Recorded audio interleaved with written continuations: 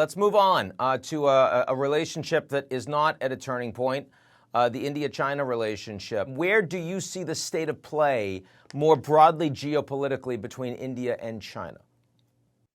I think, Ian, this relationship, again, the bilateral between India and China are at a precarious stage.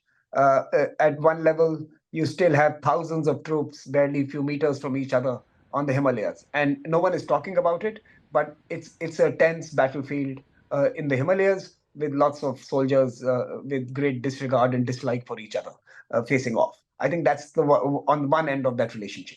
The other end of the relationship is that in some paradoxical manner, we are still growing the trade partnership, and the Chinese are still having a perverse trade benefit from us. They have $100 billion trade surplus vis-a-vis India. So you have Chinese troops that are seeking to redraw the map, and you have Chinese trading relationships that are favoring Beijing significantly, and it's only becoming worse in the last few years. So I think we have a double challenge for the Indian establishment.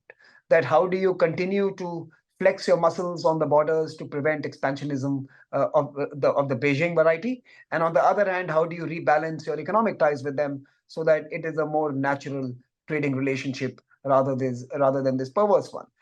And in many ways, China is unrelenting on both fronts. Neither is it willing to course correct its trading engagement with us, which means allow more Indian goods into their market and in a sense import more from our part of the world. And neither is it showing any signs of a thaw on the Himalayan borders. And therefore, I think in some sense, a dangerous stalemate persists of epic proportions. It can go south very quickly. The problem is, Ian, and I'll end here. The problem here is that we are not Xi Jinping's biggest problem today. So perhaps he is not even spending time to find a solution to this. He is trying to fight the fires within China.